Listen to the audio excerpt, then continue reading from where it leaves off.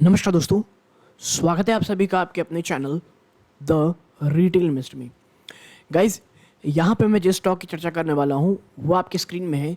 Stock का नाम है दोस्तों रिलायंस इंडस्ट्रीज़ लिमिटेड। जी हाँ, रिलायंस इंडस्ट्रीज़ को अगर आप देखेंगे दोस्तों तो पिछले 2-3 दिनों से ये आपको एक भयंकर गिरावट की ओर दिखा रहा होगा। कैसे गिरावट, आपको मैं ज़रा दिखाता हूँ। आप देखें यहाँ पे पिछले 5 दिन की गिरावट देखें, ऊपरी स्तरों से आप देखेंगे तो स्टॉक ऑलमोस्ट 2%, 2.5% से ज़्यादा टूट चुका है। और एक समय तो ये गिरावट दोस्तों 3.25% से ज़्यादा की थी। ठीक है, और आप देखेंगे स्टॉक आप कह सकते हैं परिवर्तन दिखाया है। क्यों? इससे पहले स्टॉक पे भयंकर मस्त तेज़ी चल रही थी।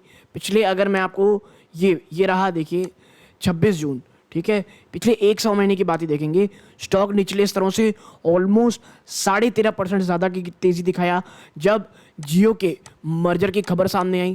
जी हाँ, जियो के जब डीमर्जर की खबर सामने आई और डीमर्जर होते होते रिलायंस इंडस्ट्रीज़ ने काफ़ी अच्छी रैली दिखाई।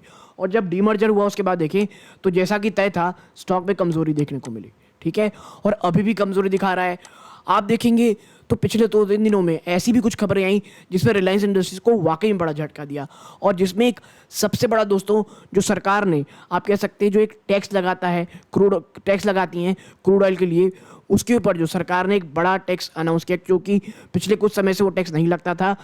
उसके बाद रिलायंस में वापस से कमज़ोरी जो है वो और भी ज़्यादा भयावह होती रही। ठीक, तो अब निवेशकों को लगा कि भाई क्या यहाँ से वापस एक डाउनवर्ड ट्रेजेक्टरी की ओर स्टॉक जाएगा या क्या होगा। तो देखिए, रिलायंस के जब नंबर्स आए तो उसमें भी अगर आपको याद हो तो रिलायंस का जो OTC बिजनेस है यानी ऑयल टू केमिकल, ठीक है, ऑयल टू केमिकल बिजनेस में साफ साफ कमजोरी थी। और ये बात ऑलरेडी निवेशकों को पता थी या एनालिस्टों को कि इस बार ऑयल टू केमिकल का जो बिजनेस है वो कमजोरी दिखाएगा, और उसने दिखाया भी। प्लस बाकी तमाम जो इनके सेक्टर्स हैं, चाहे FMCG हो, चाहे आप याद करें तो जो इनके जियो के टेलीकॉम हैं, इन्होंने ठीक ठाक सी आप कह सकते हैं वर्किंग चीज़ें दिखाई, यानी कामकाज दिखाया। कहीं कोई ना ही तो पॉजिटिव सरप्राइज मिला, ना ही कोई नेगेटिव सरप्राइज आया। ठीक है, और उसके बाद दोस्तों स्टॉक आप कह सकते हैं थोड़ी कमज़ोरी और दिखाया और एक जगह अब स्टेबलाइज होने की कोशिश कर रहा है।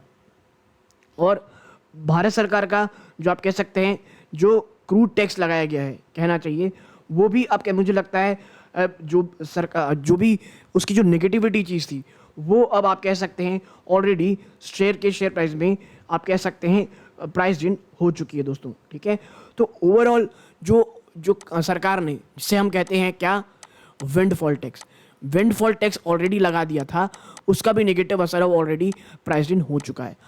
अब जो खबर निकल के आ रही है दोस्तों जो रिलायंस इंडस्ट्री की तरफ से, वो शायद एक थोड़ा सा आप कह सकते हैं गेम चेंजर साबित हो सकती है।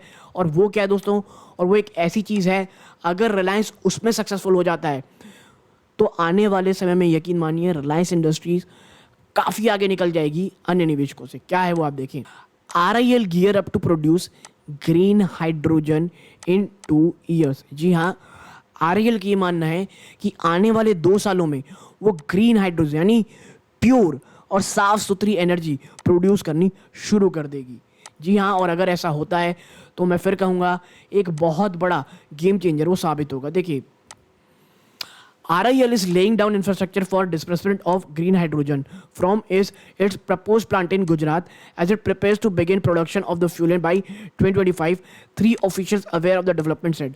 The company, which has received 74,750 hectare of land parcel in Gujarat on a 40-year lease for its hydrogen project, is tying up with original equipment manufacturer OEMs for supply of green hydrogen and laying the groundwork to retail the same through it GOBP outlet. और देखिए अच्छी चीज़ क्या है, already Reliance industries को गुजरात में ही आप कह सकते हैं 74,750 हेक्टेयर लैंड मिल चुकी है 40 साल की लीज में।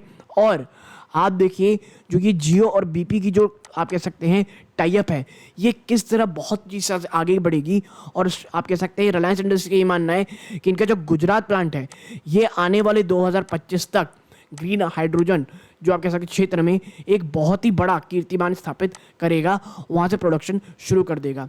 इतना ही नहीं, आप आगे पढ़ेंगे RIL is setting up a green hydrogen dispensation infrastructure and industry official said। ठीक है, उन्होंने कहा भाई एनोनिमिटी के अंदर, यानी हम नाम नहीं बताएंगे, लेकिन उनका ये कहना था कि जो RIL है वो ग्रीन हाइड्रोजन आप कह सकते हैं बनाने वाली एक पूरा इंफ्रास्ट्रक्चर डेवलप कर रहा है।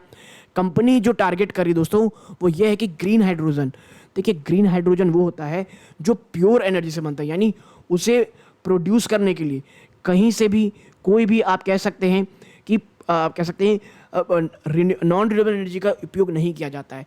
वो एक 100% शुद्ध एनर्जी होती है और इसे 2025 आप कह सकते हैं प्रोड्यूस कर दिया जाएगा। When that happened, it needs a ready infrastructure to for offtake of that green hydrogen। और इतना ही नहीं भैया, जब आप प्रोडक्शन शुरू कर दोगे उसके बाद थोड़ी इंफ्रास्ट्रक्चर डेवलप करोगे जिसको ऐसा इस्तेमाल हो, तो कंपनी लगातार कोशिश कर रही है उस तरह के इंफ्रास्ट्रक्चर डेवलप करने की। There will be more such major for RIL going forward.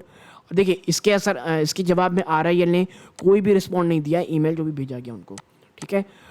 But आपको पता होना चाहिए कि भैया जो RIL है ना, रिलायंस इंडस्ट्री है, $10 बिलियन की कैपेक्स डाल रही है इस पूरे न्यू एनर्जी इकोसिस्टम में। और पिछले 7 महीनों में उसने कई OEMs के साथ अपना टाई अप किया है जो अपने ग्रीन हाइड्रोजन को ये सप्लाई करेंगी।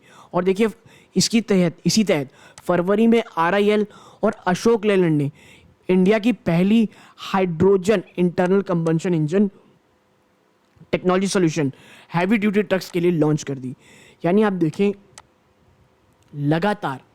लगातार कंपनी अपने जो कह लीजिए, जो सपना कह लीजिए, जो विजन कह लीजिए, उसके लिए काम कर रही है। और जब ये प्रोडक्शन शुरू हो जाएगा तो कहाँ कहाँ सप्लाई करना है उसकी भी ऑलरेडी तैयारी कर रही है। और इतना ही नहीं, उसी महीने के अंत में दोस्तों, फरवरी के अंत में RIL ओलेक्ट्रा ग्रीन टेक जो कि एक सब्सिडरी दोस्तों मेगा इंजीनियरिंग इंफ्रास्ट्रक्चर की, उसके साथ एक हाइड्रोजन बस को भी इनवील किया। Olectra green tech commercially launching this bus within a year. और ओलेक्ट्रा ग्रीन टेक इस साल के अंत तक कमर्शियली ऐसे बसेस को लॉन्च करने लगेगी। यानी आप समझिए ये कितना बड़ा गेम चेंजिंग चीज़ें हो रही हैं।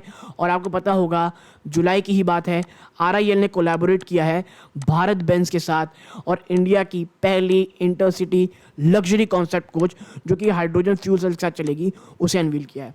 तो देखिए मैं यही कह रहा हूँ कि ये जो गिरावट है ना, ये खरीदारी का मौका है, खास करके लॉन्ग टर्म के निवेशकों के लिए। मैं फिर कहूँगा लॉन्ग टर्म के निवेशकों के लिए दोस्तों, ना कि उनके लिए जो एक शॉर्ट टर्म में या ट्रेड कर रहे हैं। क्योंकि देखिए ये सब जो चीज़ें हैं ना, ये अपने साथ कुछ रिस्क लेके आती हैं। अगर मान लीजिए इसमें कुछ डिले होता है, कुछ इश्यूज आते हैं, तो जितना ज़्यादा आप कह सकते हैं पॉजिटिव, जितना ज़्यादा अच्छा माहौल या जितना आप कॉन्फिडेंट महसूस कर रहे हैं, उस समय उतनी ज़्यादा परेशानी और उतने ही फंसे हुए महसूस करेंगे। तो अगर आप इसमें निवेश कर रहे हैं तो प्लीज़ बहुत सोच समझ के ठीक से कीजिएगा। मेरा बस ये बात बतानी थी कि पिछले कुछ समय जो इश्यूज हुए रिलायंस इंडस्ट्री के साथ और कैसे आने वाला समय एक गेम चेंजर साबित हो सकता है रिलायंस इंडस्ट्रीज़ के लिए, और अगर आप उसके शेयर होल्डर हैं तो शायद आपके लिए भी। तो यहाँ तक जुड़े रहे, अपना कीमती समय दिया, इस बात का बहुत बहुत धन्यवाद। ये इस वीडियो का अंत है। जय हिंद।